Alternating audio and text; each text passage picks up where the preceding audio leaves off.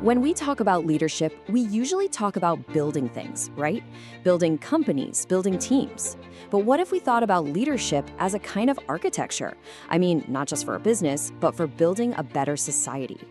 Well, today, we're diving into a really powerful leadership style that does exactly that. It's all about building something way bigger than just the bottom line. So let's start with this question, because honestly, this one question really shakes up how we've traditionally thought about business. For so long, the goal was simple: make more money.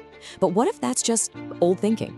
What if real success isn't about the numbers on a spreadsheet, but about the positive mark you leave on your team and your community? Just let that question sit with you for a bit as we go. All right, so who is this new kind of architect we're talking about? Well, there's a name for this style, the prosocial leader. And in this first part, we're gonna lay the foundation and define exactly what that means. Okay, so here it is. At its very heart, prosocial leadership is about expanding a leader's job description. It's not just enough to manage people anymore. The real goal is to actively help them develop and grow. And here's the crucial part. That growth isn't just for the company's benefit. It's about creating a positive change that actually ripples out and helps the whole community. This right here, this is the big mental shift. You know, a traditional leader might ask, how can my team make the company more money? It's all about what the company gets. But the pro-social leader completely flips that around. They ask, how can our success make our team members' lives better and our communities stronger? You see the difference? It's a move from just taking value to actually investing in people and creating shared value for the long haul. Every great architect starts with a blueprint, right? It's the master plan that guides every single choice. For a pro-social leader, that blueprint is made of two key things: a really compelling vision everyone can share, and a culture that's built to support people.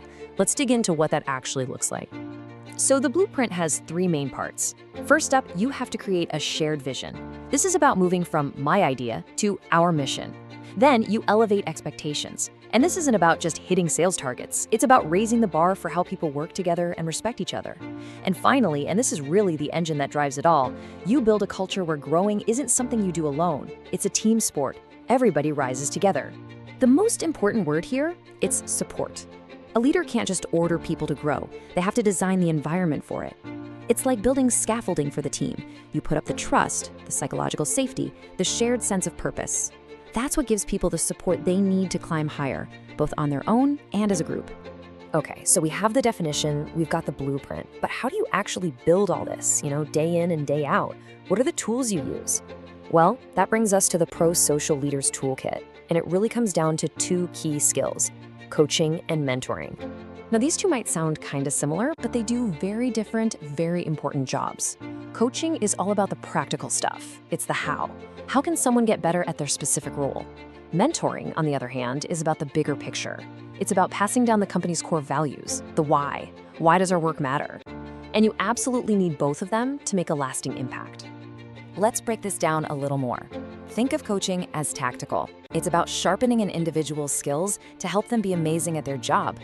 Mentoring is cultural. It's about keeping the organization's soul alive, passing on those core values like teamwork and community focus from one person to the next. So one builds up the person and the other protects the culture. Makes sense, right? So what happens when you take this incredible blueprint and you use the right tools? Well, the results aren't just a few small wins here and there. The impact of pro-social leadership is like a ripple effect. It creates these expanding circles of positive energy that can totally transform an organization and even go beyond it.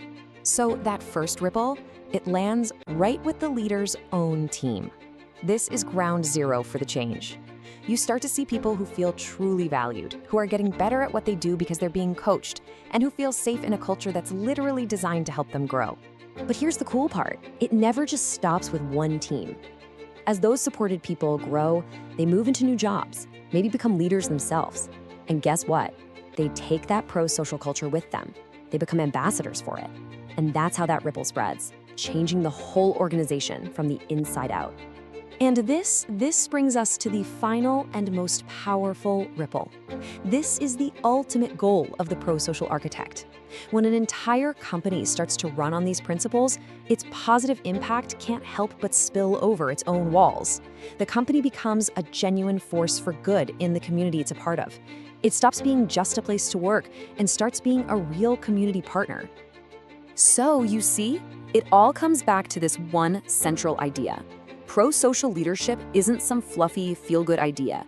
It's a complete system, a strategic and intentional way to create positive, cascading change. It's really about building a better world, one team at a time. Which leaves us with one final question, and this one's for you. Leadership really is a creative act. Every single day, you're designing cultures, you're building people up, and you're shaping what the future looks like.